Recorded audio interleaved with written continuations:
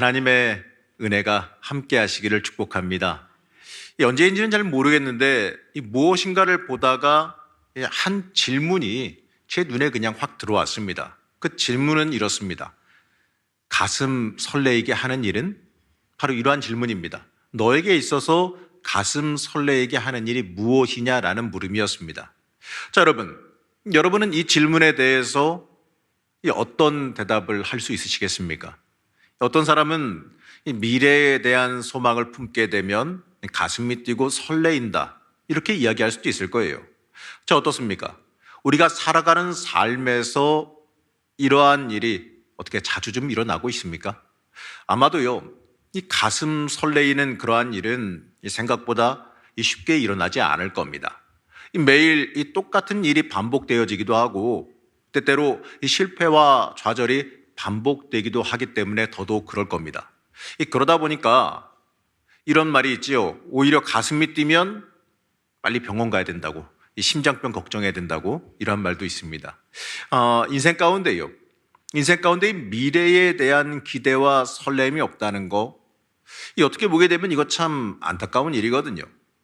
지금 이제 청년들 제가 지금 가르치면서 그 신학생들 가르치면서 그 신학생들에게 물어봅니다. 미래에 대한 소망을 얼마나 품고 있느냐, 미래에 대한 소망 가운데 너희들은 어떠한 설레이는 그러한 미래를 꿈꾸고 있느냐라고 물어보면 저는 그래도 한두 명 정도쯤은 그래도 뭔가 좀 꿈과 희망에 부풀어 있는 걸 얘기할 줄 알았는데 어쩜 그렇게 전부 다 잘 모르겠습니다. 그냥 알아서 인도하시겠죠. 글쎄요. 이런 대답만 반복을 하고 있어요.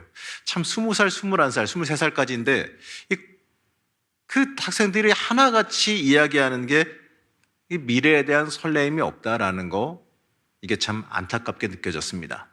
근데 이러한 이 안타까움은요, 바로 우리 그리스도인의 우리의 삶에도 똑같이 일어나고 있다는 거예요.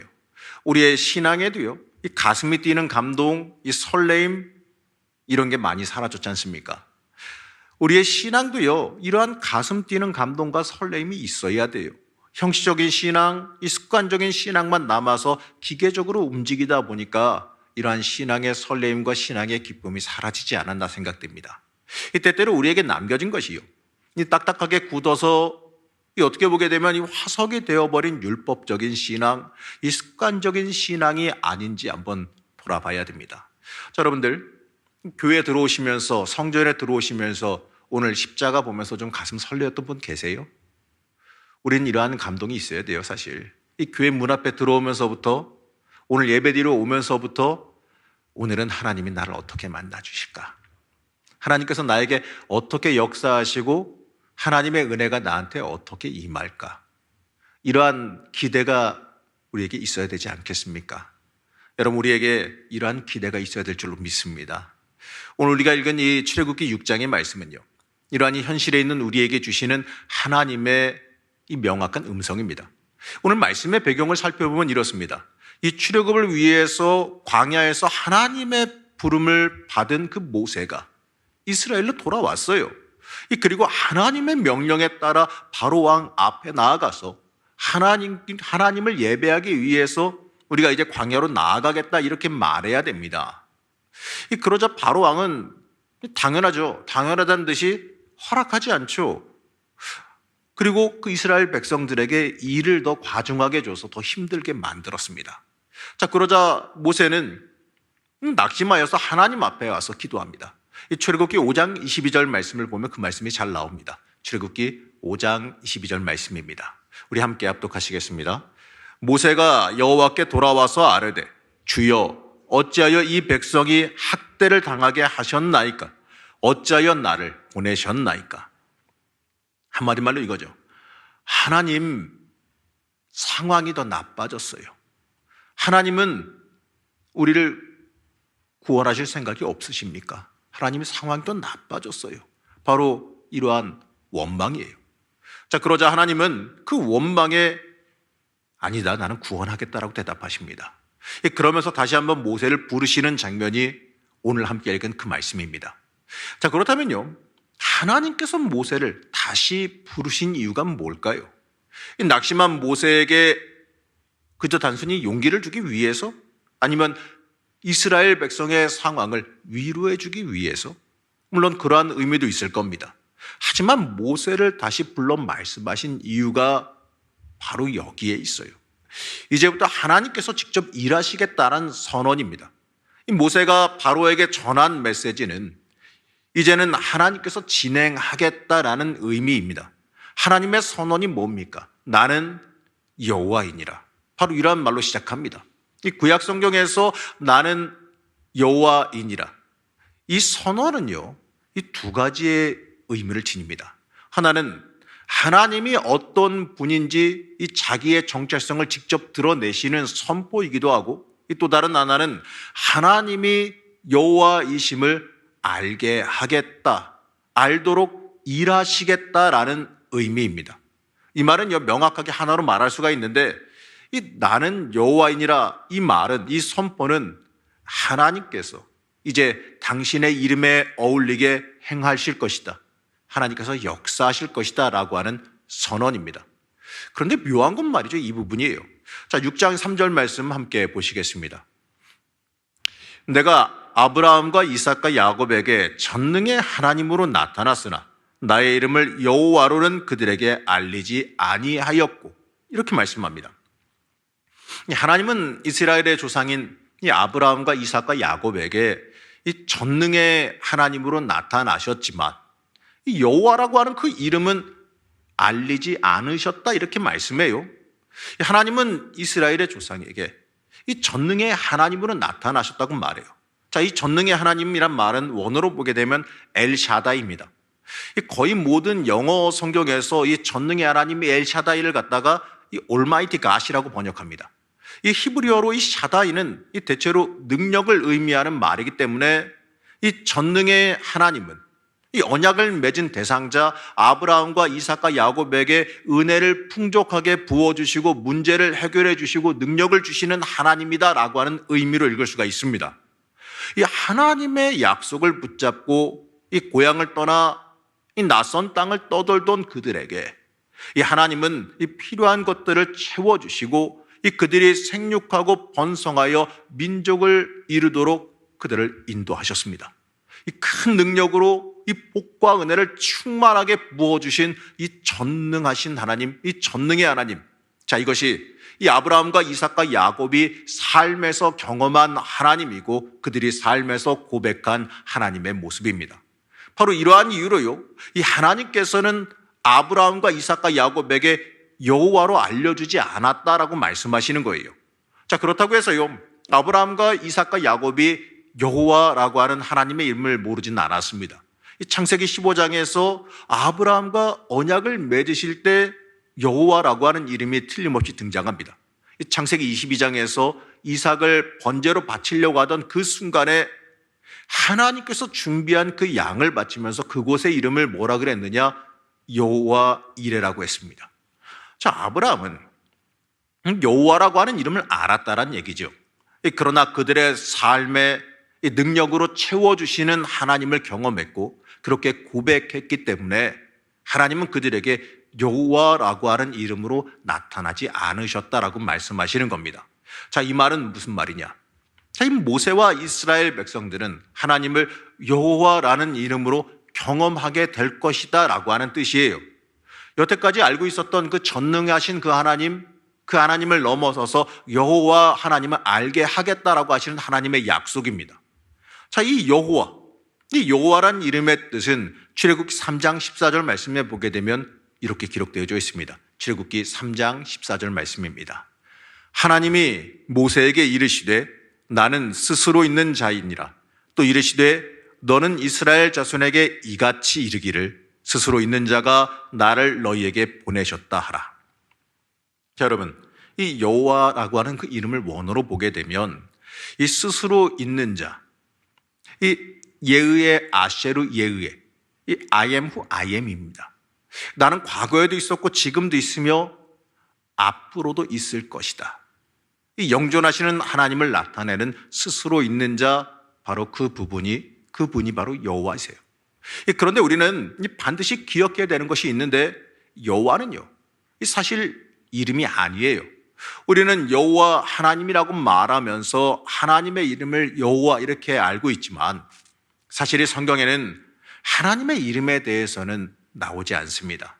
이 하나님의 이름으로 우리가 알고 있는 것은 사실 우리가 삶에서 체험한 사람들의 고백입니다. 맞습니다. 그렇다면요, 이 하나님께서 앞으로 이 모세와 이스라엘 사람들에게 고백하게 하실 하나님의 이름이 바로 여호와라는 거예요. 이 여호와라고 하는 이름은 이 내가 하고자 하는 대로 나는 존재할 것이다, 이렇게 다시 해석할 수가 있는 말입니다. 자, 모세는 하나님의 이름을 알고 싶어 했어요. 이 고대 근동 지방에서 그 당시에 이 이름을 안다, 신의 이름을 안다라는 건 그 존재를 이해하고 통제한다라는 의미를 담고 있어요.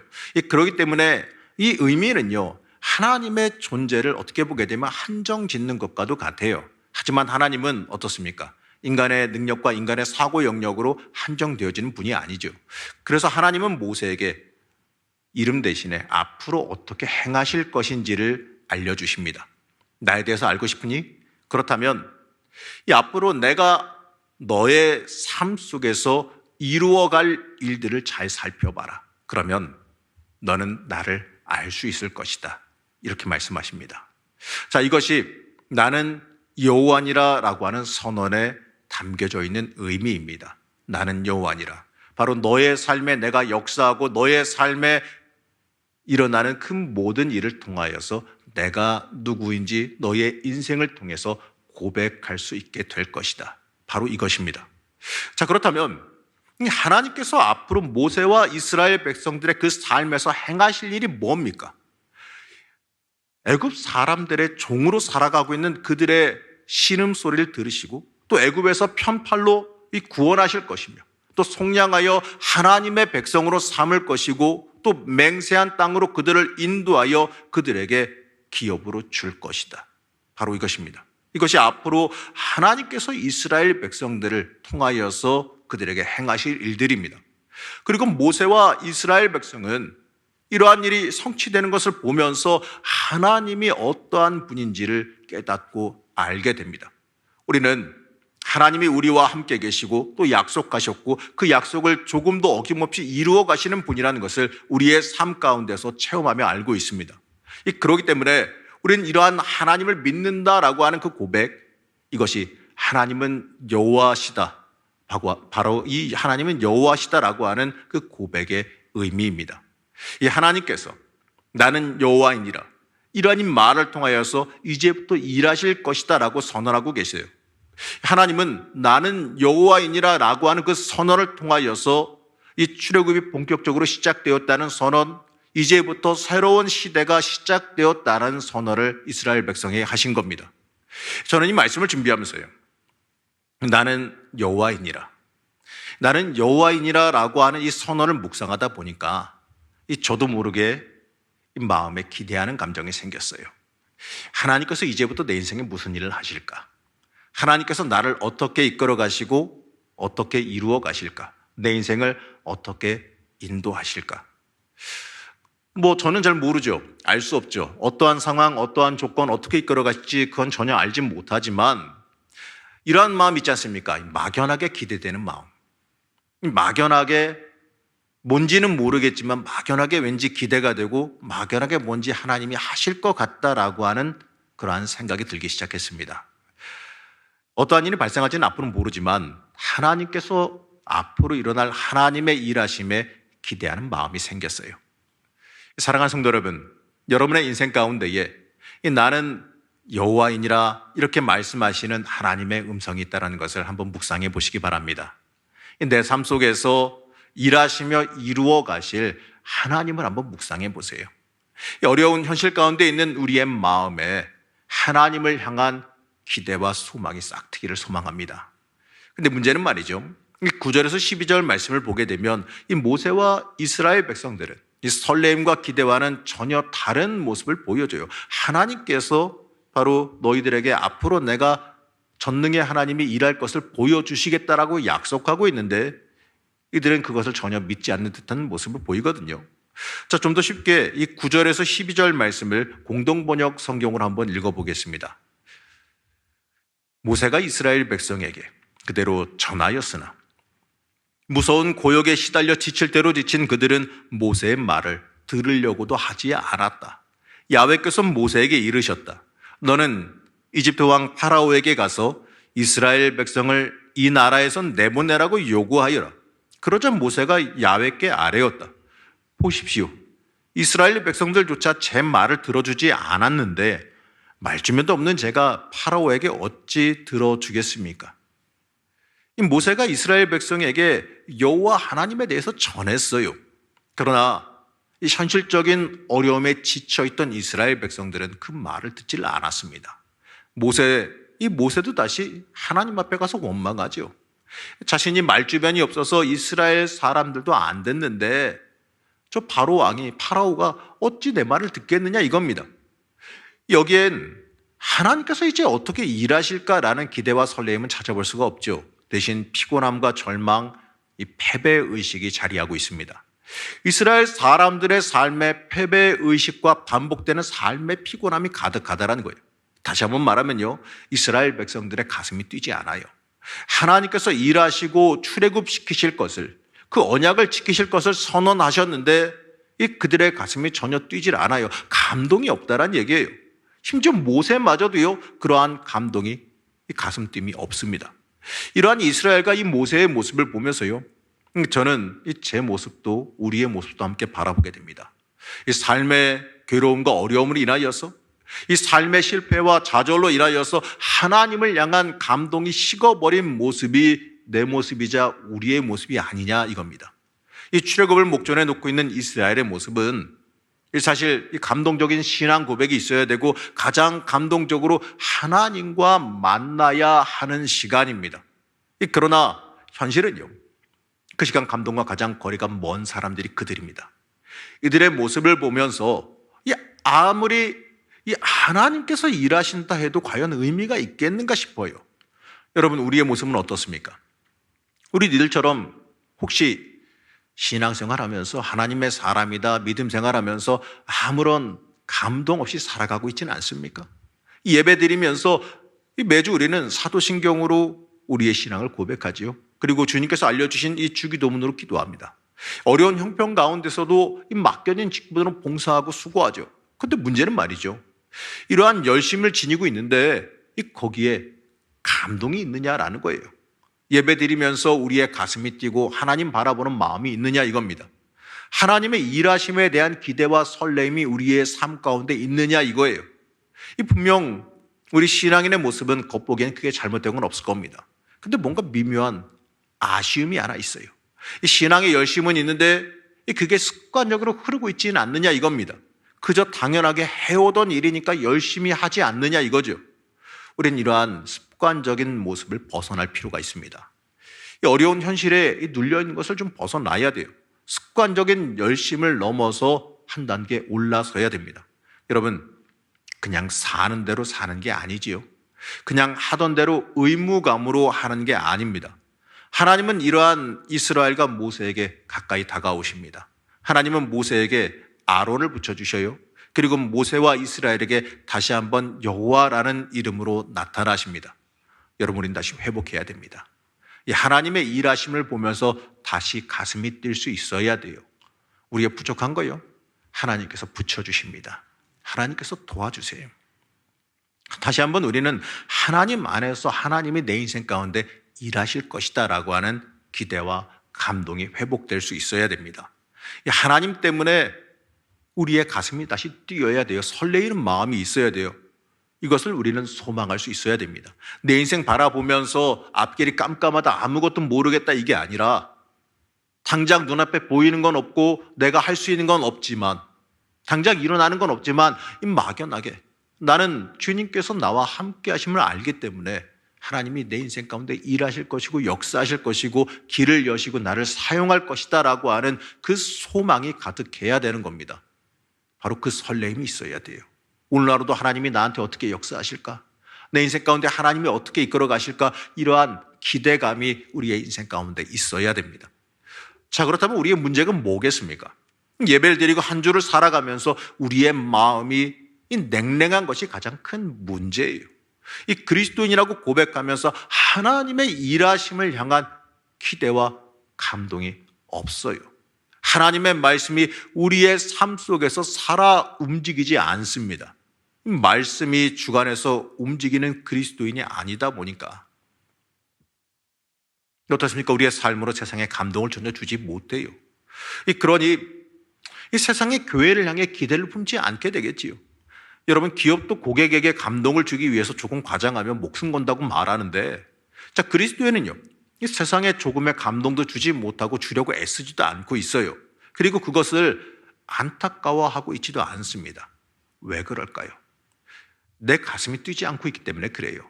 하나님 말씀 앞에 서서 내 인생을 주관하시는 하나님을 마주하면서 그 하나님을 전혀 바라보지 않기 때문에 벌어지는 일입니다. 여러분, 혹시 우리가 피곤하다는 핑계로 이것저것 다 해봤으나 잘 안 된다라고 하는 그 핑계를 대면서 이 다른 것들을 찾고 있지는 않습니까? 이스라엘 백성처럼 애굽을 기웃거리고 오늘 말씀 속의 모세처럼 사명의 자리로 나아가기를 혹시 머뭇거리고 있지는 않습니까?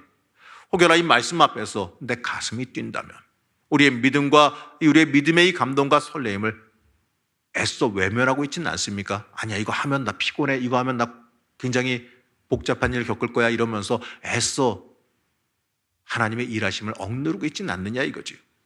이스라엘에게 나타나셨듯이 하나님은 우리에게 여호와 하나님으로 나타나셨습니다. 하나님 이렇게 말씀하시지요. 나는 여호와다. 내가 하고자 하는 대로 나는 존재할 것이다. 나는 여호와다. 너의 인생 가운데 내가 역사하고 인도해 주실 것이다. 우리는 이렇게 읽어야 됩니다. 하나님께서 이제부터요 우리의 삶에 행하십니다. 이제부터 우리의 삶에 놀랍고 기이한 일을 행하시겠다고 직접 움직이시겠다고 말씀하고 계세요. 이제 우리를 하나님께서 직접 일하시는 놀라운 세상으로 초대하고 계십니다. 그러니 우리는 우리의 심령의 이 감동과 설레임을 회복할 수 있어야 됩니다.